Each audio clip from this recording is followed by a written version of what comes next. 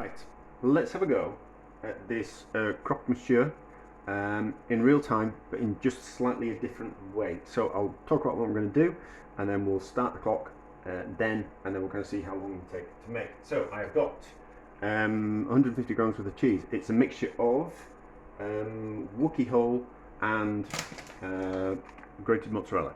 So it's 50-50, and then I've got 150 grams of chorizo, which I've sliced. I have reservations about chorizo. I think 150 grams might be a little bit too much, like a little bit too much of intense kind of flavour. That's my kind of thought anyway, but that can be addressed kind of later. We'll see how this tastes. And then I bought a baguette, and I remember that there's a Vietnamese sandwich that they make, like street food, where they take the baguette like that and they scoop out the centre, and so it's flat, and then they toast it, put things in, wrap it round, and I kind of thought it was a good idea. So I've taken the centre out of the baguette like that, and it needs brushing with butter. I haven't got any butter, so I'm going to use some fat that I've got. But I kind of think if we're cooking on a grill, then there's going to be like the residual fat from the cheese and from the chorizo, which is kind of what you're going to crisp up your bread in anyway. So just a little bit of fat on there, but butter, or even like a spice butter, so like a spreadable butter, but with maybe something like a paprika in it or something like that. But anyway, so we will start now, and then we'll get an idea. And I had another idea as well that we can I just need to kind of talk about as well. So chorizo in pan, and we want to get it hot, and we want to get it start getting crispy, and we want that fat to kind of come out of it. Won't cook the bread in just yet. What was the other thing I was thinking about? Oh yes, so it's not as if like on a grill, then you're just going to cook that kind of space takes up one kind of sandwich, because it's like, imagine the grill is that kind of size. You could make it in a longer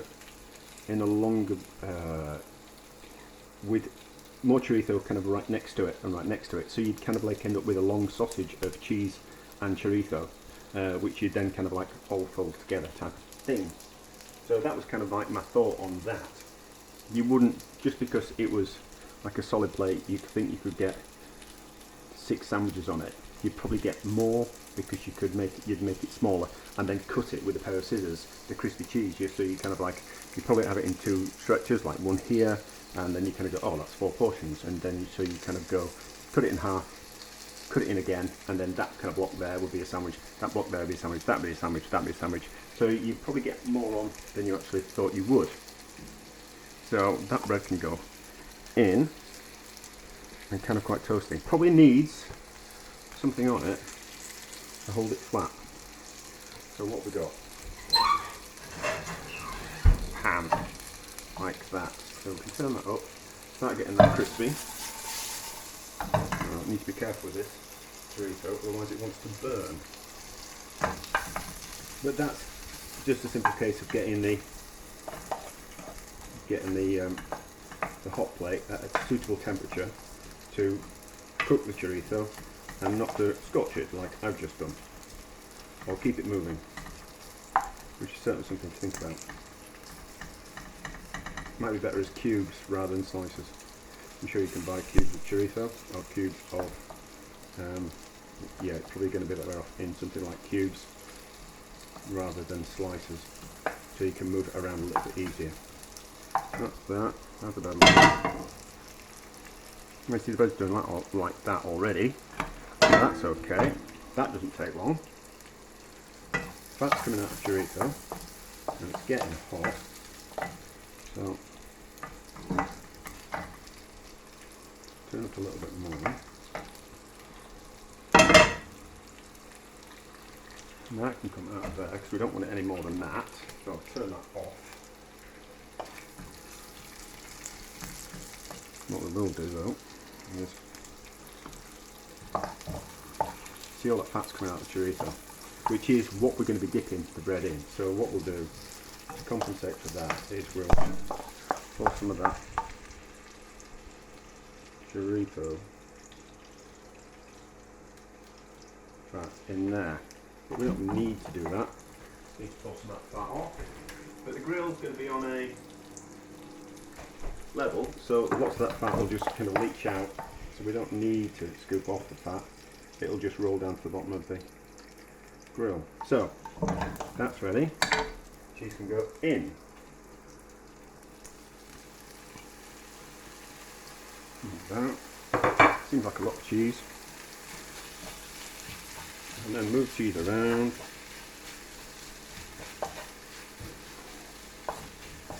Get everything melted and sticky together into like a patty, like a beef burger patty type of thing. I think the grill would get like a real mess over time. So it can be a case of having to scrape it down on a very regular basis. Right, so that's that. And then it's a deciding factor if you want to see a lot of fat's coming out of that cheese as well. And it's just a case of crisping it up on that side. I suppose you should try one where we don't crisp up the chorizo, we just put it straight in the pan. That cheese is mine.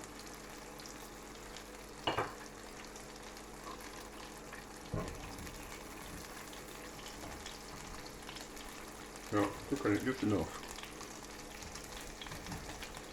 until it forms that crispy crust on the bottom, which is what we want.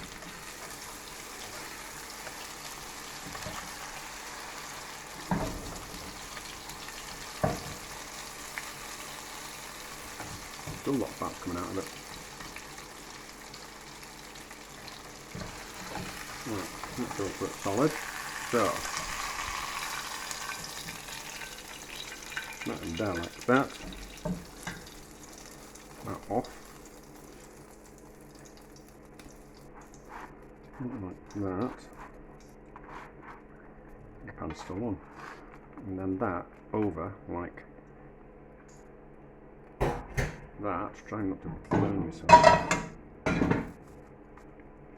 And over like that. And then that's cooked. Like that. Doesn't look as full as when it was cheese on toast. And then just a napkin thing wrapped around it, and I don't want to burn myself. So it's cooked, and we just need a bit of baking parchment or some kind of parchment.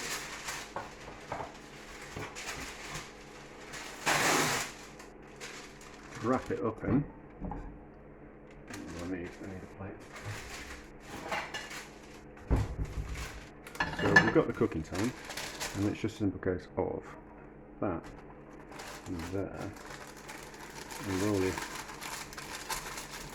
up. Get that, so people have got something to hold on to, and then and that's the better view. So it kind of pokes out like that. So that looks alright, isn't it? That looks alright. I don't know how long that was. We'll have to see on the video. But kind of get the idea. So I don't know how long it takes. But anyway, that was an idea. And different types of cheese. And then look at that when you kind of open it up. See how it looks ridiculous, doesn't it? Probably the right amount of cheese. Probably could cut down on the amount of chorizo. Or cut the chorizo with something else. If it's a little bit too kind of powerful. But anyway, I'll take a picture, and then I'll have a try. It's going to be hot, but I'll give it a go. Don't want to burn the mouth. So maybe that, or maybe like a cheap napkin around it.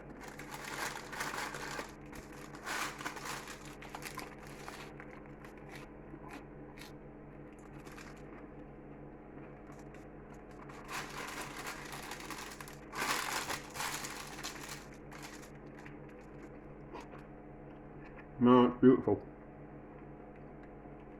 That's delicious. You don't have to use baguette. You could use a wrap and do exactly the same thing. Warm the wrap slightly on the grill in some of the fat, paint some of the fat on it, use it in, roll it up. But then that's a wrap.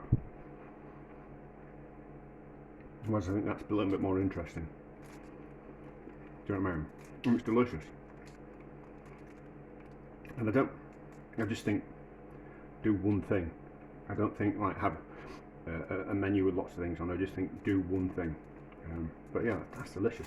Absolutely delicious.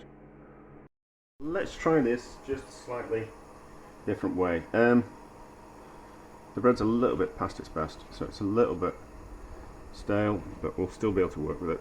So that there like that. We'll pretend that it's not as stale as it is.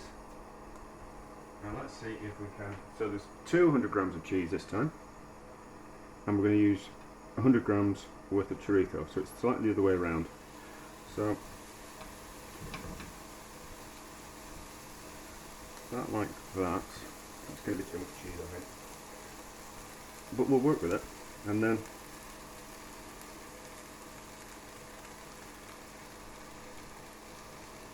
do we need to?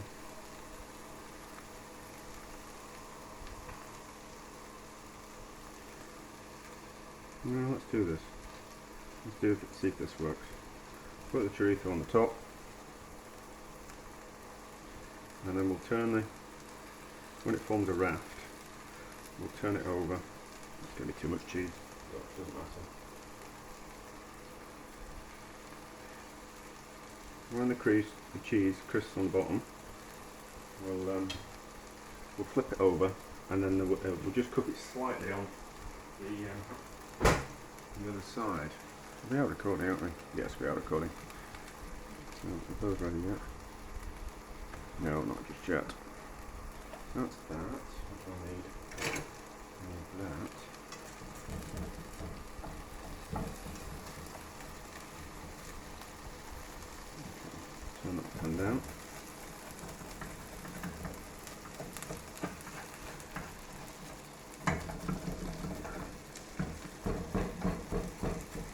Mostly mozzarella is this cheese, so I think it'll be about 50 grams worth of the Wookiee horn and about 150 grams worth of mozzarella. So flip over,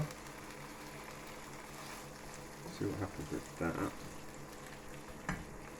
Don't think this is going to work. Don't think this is going to work, but we'll see. How's that looking?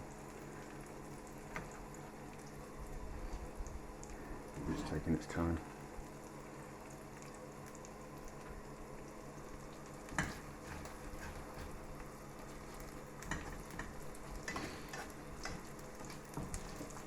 Just want to see if we can get away without cut the cooking time down by not frying the chorizo just as much. Cheese is certainly frying because of all that fat that's coming out of it. So we just need to wait until the cheese is melted and formed another crust, and then we're good to go.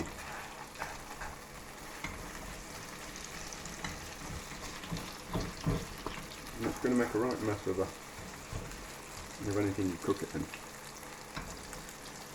Grills it slightly at an angle so that all that fat's going to drain off.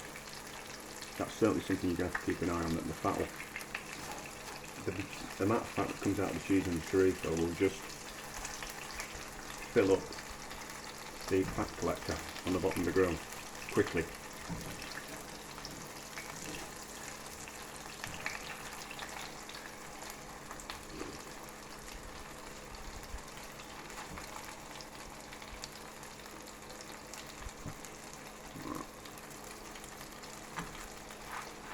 Right, that's okay. Turn that off. Like that. Ah, that's hot. Right, that's ready.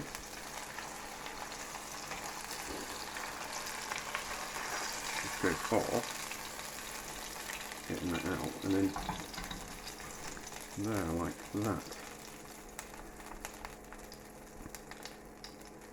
That's certainly a lot. What's that? That's about 4 minutes. So that's quicker, isn't it? That's quicker. Basically fried cheese sandwiches, aren't they? Put that aside. Where am I going to put that? I'll rest on a bit of bread. That'll be fine. So, now we want a bit of greaseproof paper or paper napkin or I'll have half the paper from there. That's all right. And just a simple case of. There's probably too much cheese.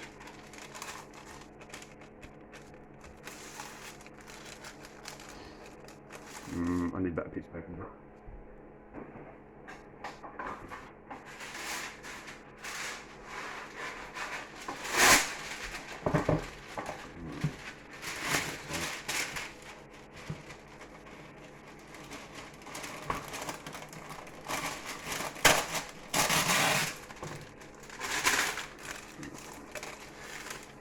Get rid of that.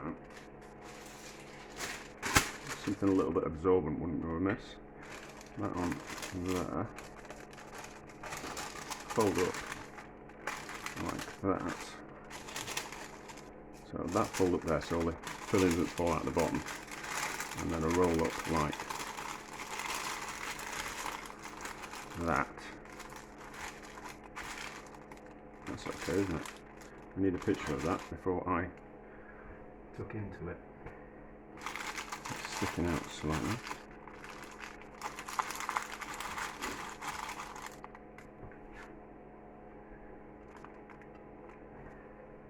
So I need to stop. Right, so I tasted it and it's really good. You don't necessarily have to fry the chorizo. And I think there's a way around.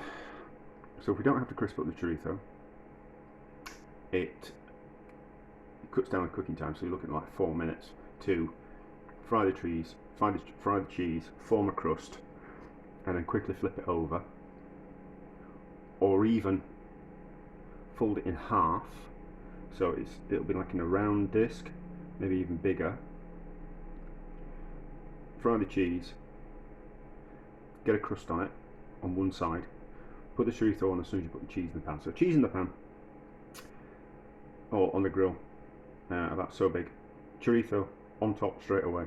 As soon as it forms a crust, fold the cheese over, so it forms like essentially like a Cornish pasty kind of shape, and then into a slightly warmed, toasted bun, baguette like that. And I think that would work. As long as the cheese was melted, so you didn't get like cold cheese in the centre, as long as all the cheese was melted all the way through, that's potentially what you could do. Or you could still even flip it over, just to kind of give the chorizo just a little bit of heat and a little bit of sizzle, and also kind of make sure that cheese is all melted all the way through. But I think it's delicious, you know. I mean, but it's you know, it's bread, cheese, and chorizo, isn't it? It's not going to be not delicious. So yeah, so I'm gonna have a look at it like that. But I think